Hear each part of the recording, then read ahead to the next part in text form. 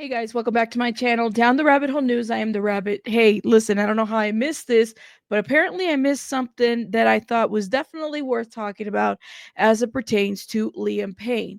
So, accuser Brian Baez decided to talk to US Weekly. Let's talk about it. You guys let me know your thoughts in the comments. Suspect in Liam Payne's death says he will contribute everything to the investigation. This is an exclusive that dropped yesterday after Brian Nahuel Paez was charged in connection to Liam Payne's sudden death at 31. He exclusively told the U.S. Weekly how he plans to cooperate fully with the ongoing investigation. Well, I would hope so, especially if he says that he didn't give any drugs to Liam Payne, because that's what he said. I mean, he gave a lot of interesting details. And listen, I'm still very much feeling some type of way about Brian Baez because I don't feel like he's being completely honest. Just my opinion.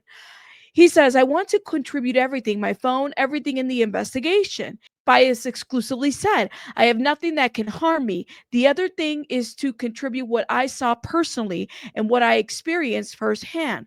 Baez has yet to testify to prosecutors, but he plans to share everything he witnessed. According to Baez, he hopes that justice will be served. Liam Payne, best known as One Fifth One Direction, fell to his death from a third-story Buenos Aires hotel balcony last month.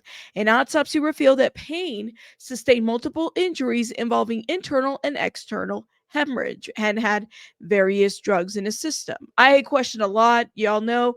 I'm still trying to find more information and review more of the local articles in Argentina to figure out what's being said there versus what's being said here in the US. So even though that's what's been put out there, I'm still trying to understand what the locals are saying, okay?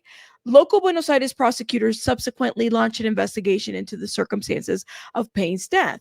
They charge Brian and two other individuals with abandonment leading to the death and the supply and facilitation of narcotics. Rogelio Norris was also implicated in the investigation and he denies the claims. Of course, he does. Baez said he had only met Payne twice, hanging out at the late singer's hotel in Buenos Aires. It was chill. We met, we listened to some music. Baez recalls he asked me what kind of music I liked, hip hop or dance. I told him dance. Payne then put some beats on his computer and cut rough musical tracks. This is what Brian Baez recalls. Baez claims that he met Payne through his job at a local restaurant in the Cabaña Las Lilas. Payne then sent Baez a private Instagram message from a burner account. Now, after Baez traveled to Payne's hotel, they bonded. He denied supplying Payne with drugs. He says, and I quote, no, we just saw each other, Baez said, alleging that the singer was already under the influence when they met on October the 13th. The person who was there before me, I suppose, left him the box of soap and everything that smuggled the drugs up to his room. Baez further claimed that Liam Payne asked him to leave when another individual arrived. I don't know what was going on. What was that? I realized because I had my back turned and he turned around what was going on. I turned around and got up, opened the door, and there was no more. It's just kind of weird. There was no more what? Just the narrative of this. Baez did not see the other individual or discern his identity before he left the room. So I guess he was receiving a transaction right then and there. It's up for speculation, guys. Baez did not see the other individual or discern their identity before he left the room. Several days later, Brian Baez found out that Payne has suffered his fatal fall. It was really bad, he said. One of his coworkers messaging him about the news. I got really sad, really bad at work. It took everything from me. Liam Payne, for his part, is survived by his parents, his two older sisters, and his 7-year-old son, whom he shared with ex Cheryl Cole. His remains were flown back to his native UK earlier this month ahead of the funeral services. Okay, so I mean, I don't know what was so exclusive that was given to this media source. I feel like we kind of knew everything.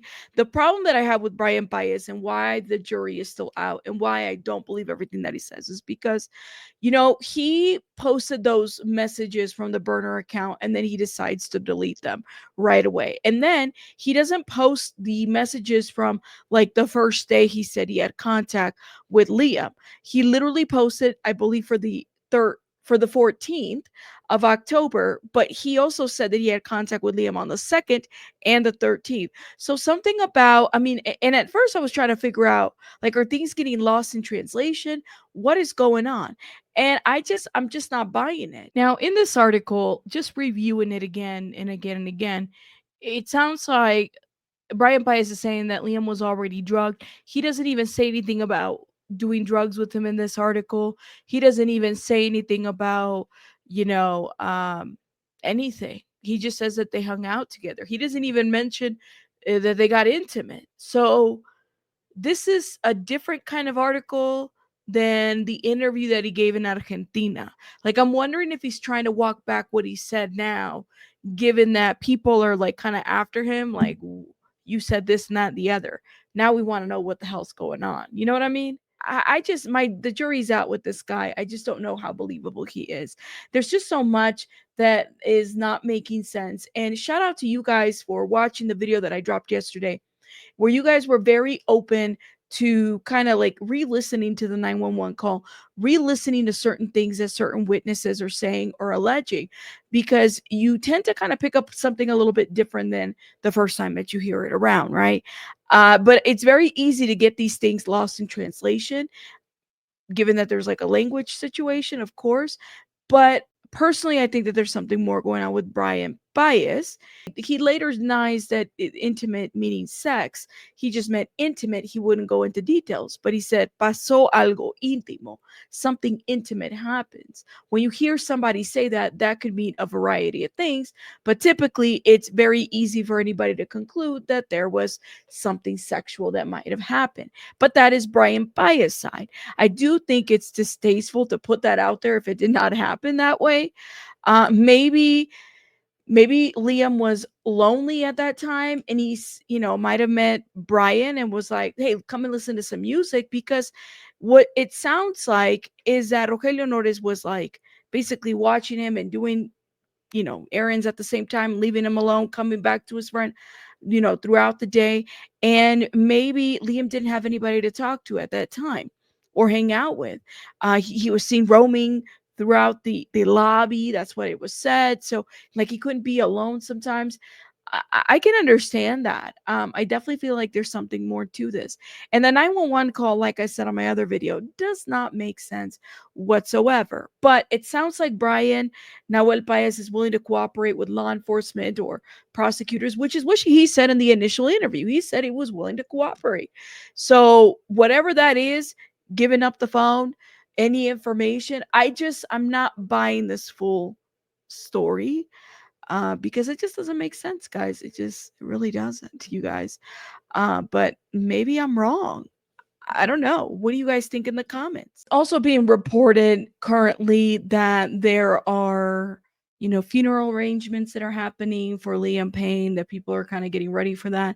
You have ex-bandmates that are pushing back tour dates, because they're struggling with the news. I mean, as I think anybody who's had this kind of loss is somebody that you've been close to, especially like if you were a child when you became part of this group, and then, here we are, this happens. I mean, this is truly a tragedy, I think, for everyone, and especially his son, who, my goodness, to find out that this is what has happened to your dad. And then again, there is still no updates on this Rolex watch.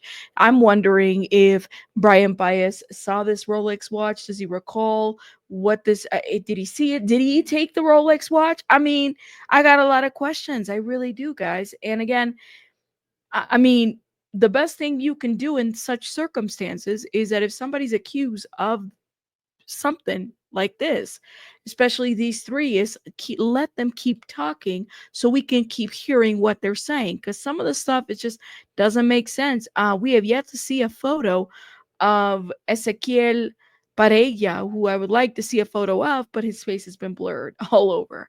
You guys, let me know what you guys think in the comments about this whole situation. Do you guys believe anything that Brian Baez has had to say? Sounds like he's willing to be cooperative, but for me, I just don't know if I believe everything, okay?